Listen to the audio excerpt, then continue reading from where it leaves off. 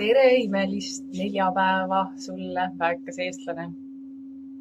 Täna olen jälle siin teadvuse avardamise minutitega ja olen valinud selle nädalaseks teemaks siis sellise vahva väeka kontseptsiooni, nagu seda on vabadus.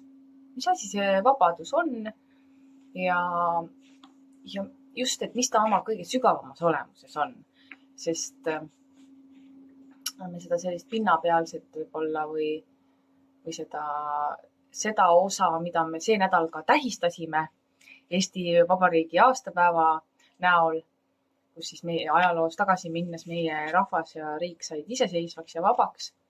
Et sellest me saame aru, miks me seda tähistame, sest me saime siis kellegi võimu alt välja, et seista iseseisva rahvana.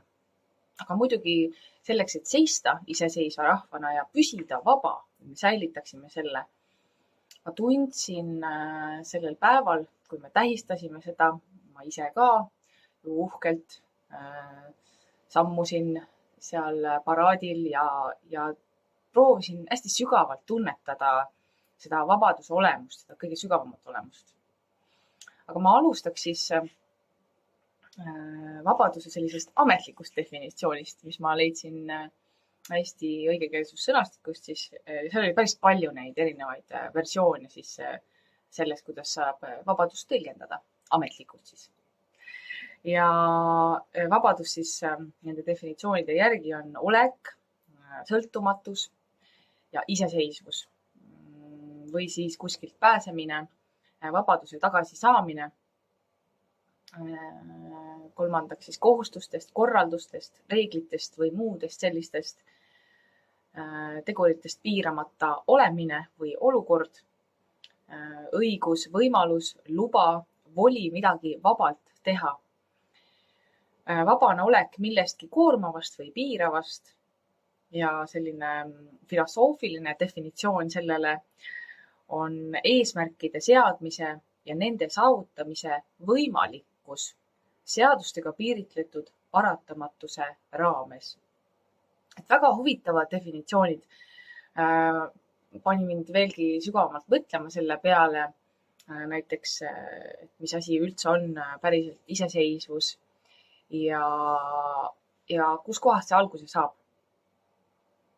Kui sa oled vaadanud siin neid teadvuse avardamise minuteid, siis suuresti toetub kõik see arutelu, see mõttekäik, mida ma siin jagan, sellele põhimõttele, et kõik algab meie seest, et meie sisemaailm on justkui see makro, see väike maailm, väike ja see siis peegeldub siis meid ümbritsevasse maailma. Et kõik tegelikult, mis inimeste sees toimub ka väljaspool inimest, siis me näeme seda meie ühiskonnas tagasi peegeldamas. Ja seetõttu ongi hästi oluline mõista, et mis on see selline sisemine vabadus. Mida see tähendab üldse?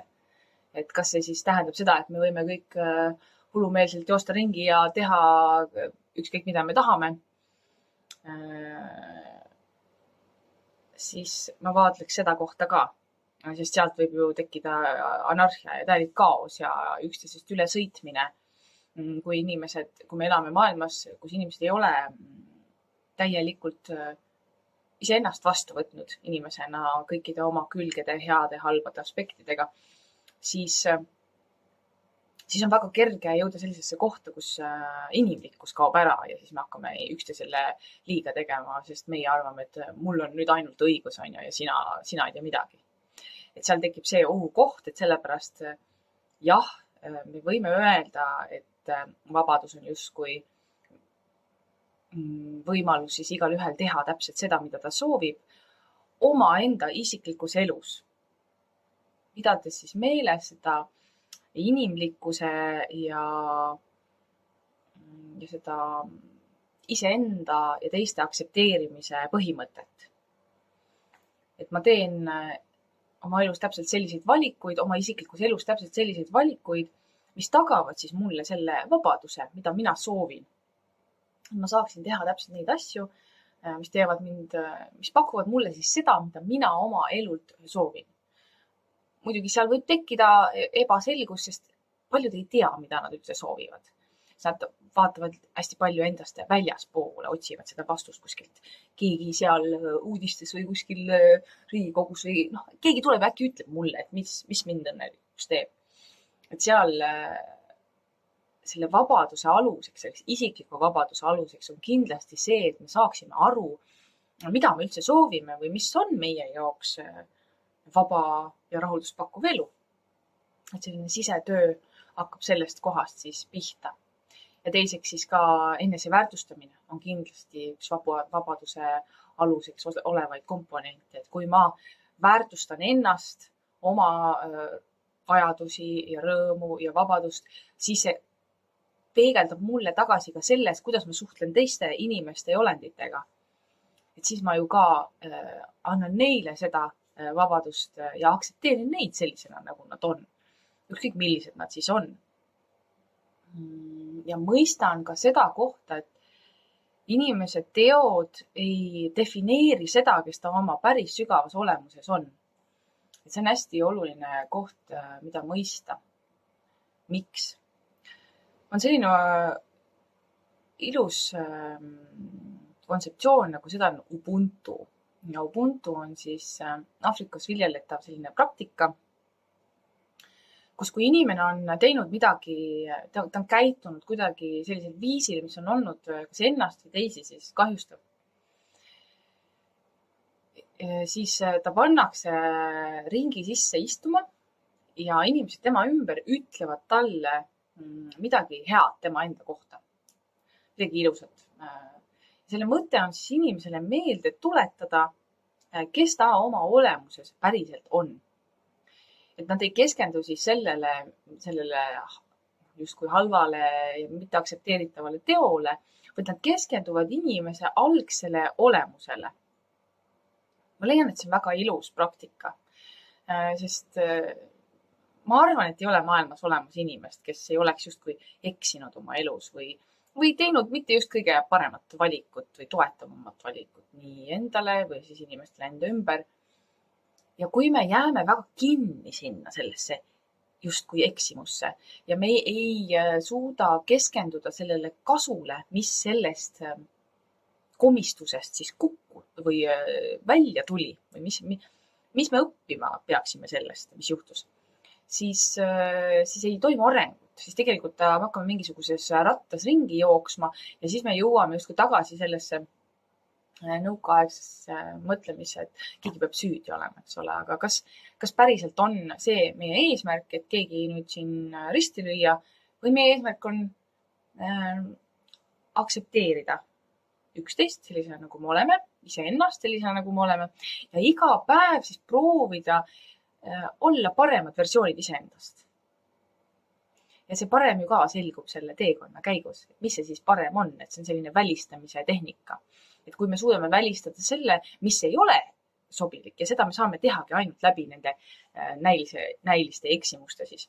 Sest me kogeme midagi ebamugavat, mõtleme, okei, seda ma ei taha ja siis ma saangi ju ka seda kurssi paremaks või sihti paremaks sättida sellesse suunda, mis ma siis tunnen, et on toetavam. Nii mulle kui siis ka kogukonnale laiemalt, sest me kõik siin maailmas oleme üks inimkond, kogukond, eks ole. Ja kui me tuleme korraks sealt indiviidi tasandilt välja ja ühiskonna sellisesse vabaduse elementi, siis ma tunnen, et selle aluseks on siiski kokkulepped või mingisugused kompromissid. Ja kuskilt lugesin ühte hästi ilusat ütlust selle kohta, et üks hea kokkulepe või üks hea kompromiss on alati selline, kus keegi pole lõpuni või keegi lõpuni nagu ei saa seda, mida ta täpselt tahab, aga kõik saavad rahulikult edasi elada. Et igaüks saab natukene, ta saab tegelikult olla rahul ja siis kõik me ühiskonnana saame edasi ka elada. Saab maa elada, saavad inimesed elada, kõik, mis elab, saab elada ja kogeda seda elu täpselt nii, nagu vaja on. Et seal on selline oluline komponent on selline keskele kokku tulemise komponent. Et ei ole nii, et oi, kõik mina, sellist sikutamist, et umbes, et minu tõde nüüd on ultimaatum, see, mida mina ütlen, see ongi ainukene tõde siin ilmas. Et see juba iseeneses on ju väär.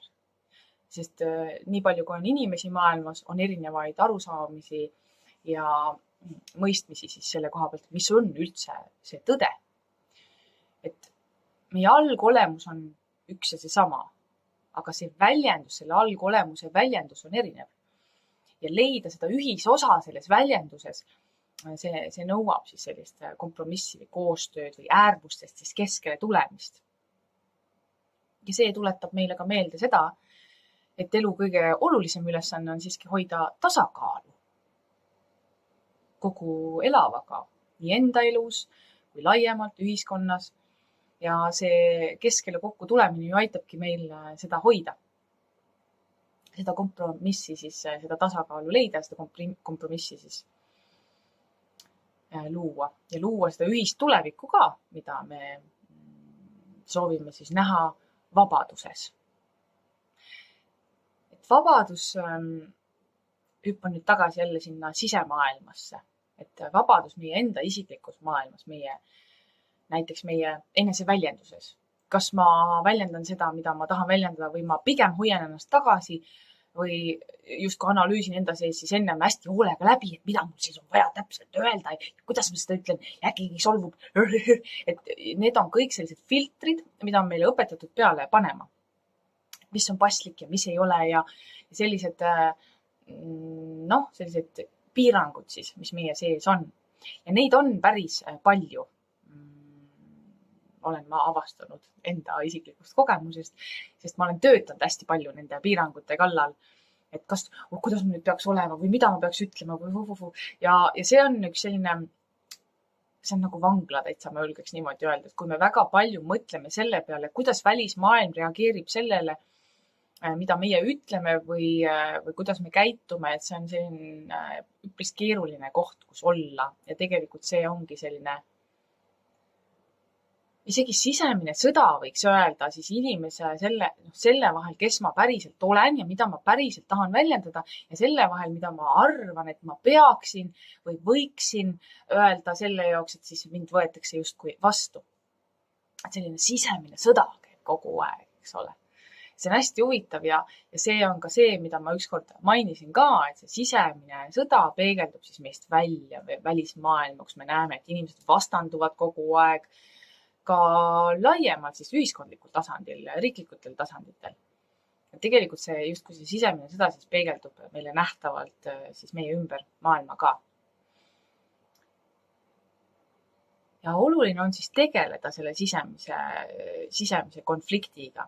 Et kas ma ikkagi pean olema kuidagi moodi või mõtlema kogu aeg selle peale, kuidas see väline maailm ikkagi mulle seda või kuidas ta seda vastu võtab või ei võta. Et kas see on kõige olulisem või olulisem on ikkagi see, et ma väljendaksin ennast täpselt nii, nagu minu seest puhtalt, ausalt ja südamest tuleb. Et mis on tegelikult see kõige olulisem? Et jõuda sellesse kohta ja jällegi oma kogemusest lähtuvalt, mida rohkem ma olen jõudnud sellesse kohta, kus ma väljendangi täpselt nii, nagu ma soovin ennast. Otse loomulikult pidades meeles seda austuse ja aktsepteerimise faktorit siis teiste inimeste suhtes. Et ma väljendan midagi, aga austuses siis kõiki inimesi enda ümber. Inimesi või olendeid enda ümber siis tegelikult ükskõik, mida ma ütlen, seal on alati see kaastunde element ka sees. Ja seal ei ole seda isiklikku kohta, et ma kuidagi nagu justkui isiklikult kellelegi midagi ütlen. Inimesed muidugi saavad ju võtta asju või seda, mida nad kuulevad vastu täpselt nii, nagu nad on valmis seda vastu võtma. Ja seal ei saa mina enam mitte midagi teha. Et see on oluline ka, mida meeles pidada. Et me ei saa mõjutada vastuvõtjat. Aga me saame olla ehedad ja ausad selles, mida me ütleme. Et meie sõnum saaks edastatud nii täpselt kui võimalik. Sest siis need, kellel on vaja kuulda, need kuulevad ja need, kes ei taha kuulda, ka nendes käivitub mingi sügavam mõtestamise protsess, mida on hästi huvitav jälgida. Ja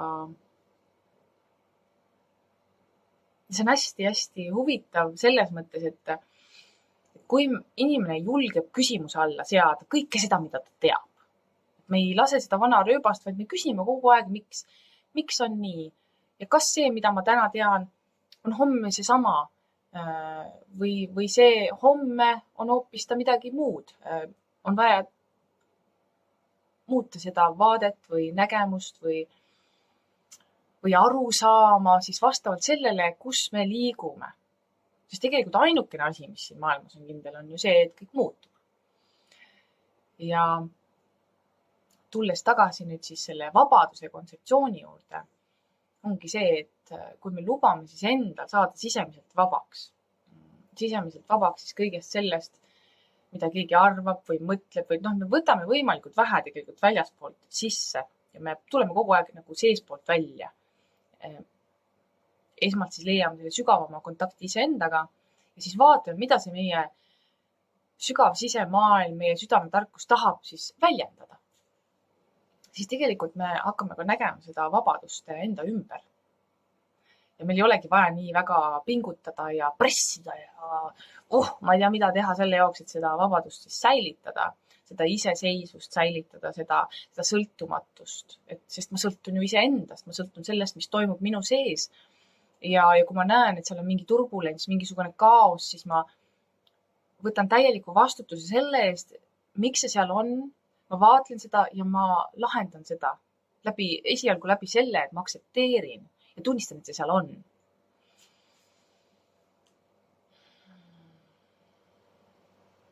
Ja see oma olemuses tegelikult on palju lihtsam, kui meil on õpetatud või kui me oleme julgenud siis arvata.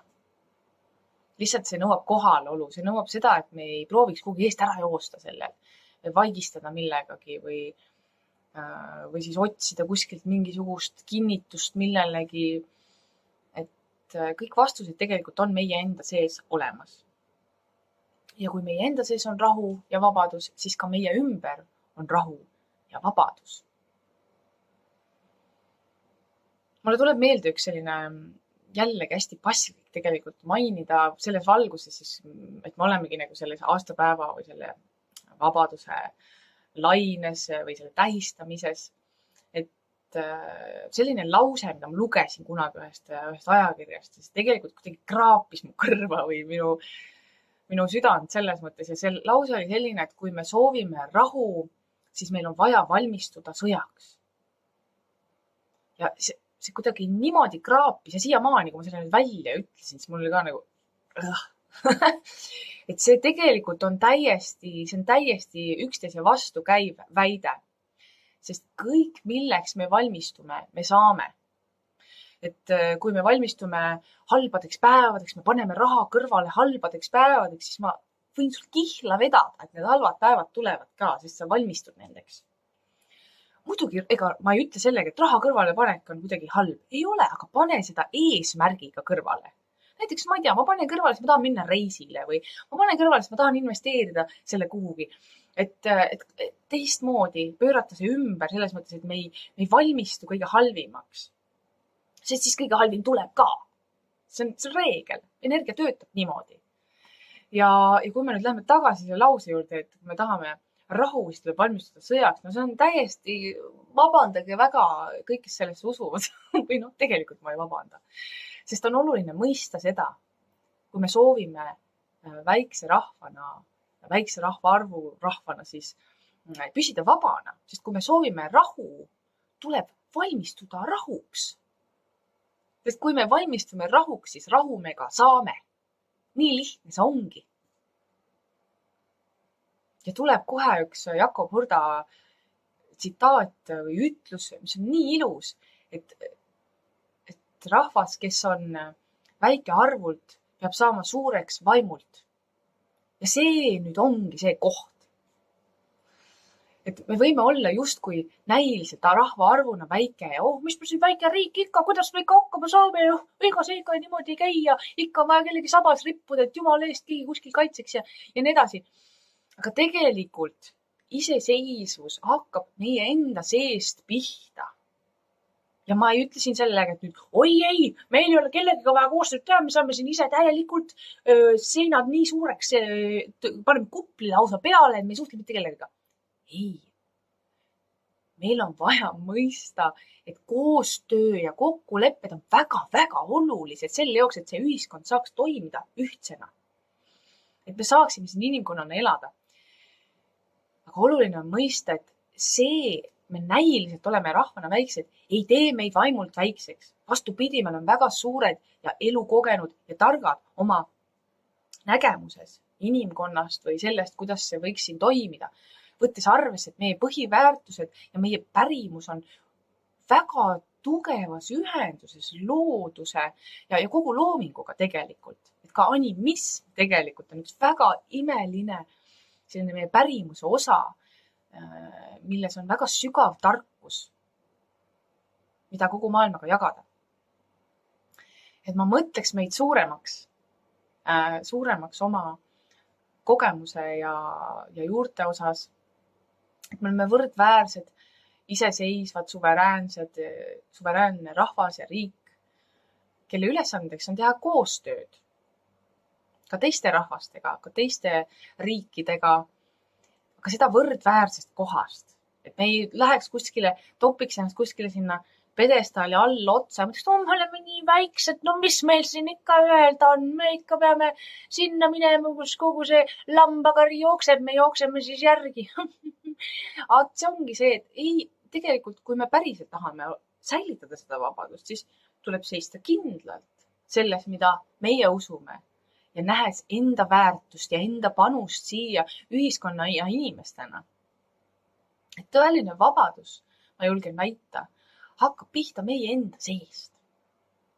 Kui vabad ja autentsed me oleme selles, kes meie oleme ja kui vabad me oleme valima, kuidas või kui palju või kellega me teeme koostööd. Ja kui julged me oleme valmis valima, et me päriselt olemegi vabad ja et me valmistume kogu aeg rahuks, sest meie vastupanu on alati rahulik oma olemuses. Aga rahu ei tähenda passiivsust. Rahu võib olla väga aktiivne, väga südamlik, väga armastav ja väga kindel oma tegudes ja sõnades. Ja kui meis on see kindlus, ja seda ma ütlen täie veendumusega, sest ma ise elan seda, kui meie sees on see kindlus, siis mitte keegi ei tule isegi proovima meid ümber lükata ja kui ta isegi proovib, siis see niikuinii ebaõnnestub. See sisemine kindlus on see, mis annab meile päris vabaduse.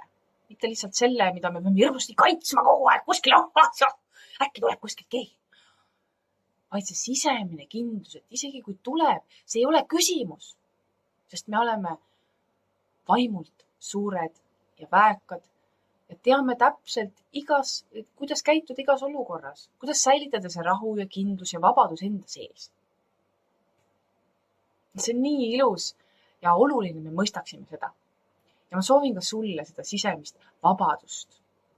Olla see, kes sa oled, väljendada ennast täpselt nii, nagu sa soovid, austades ennast ja austades teisi, austades kaasmaalisi, austades oma lapsi, austades oma naabreid ja olles inimlik, mõistes, et me oleme kõik inimesed, me kõik teeme vigu, me kõik teeme midagi, eksime ja siis tunnistame, et okei, kuule, see läks vähe metsa, proovime uuesti, kuidas see uuesti on, et oleks ka selline koostöö, eks ole, soov, koostöö tahe,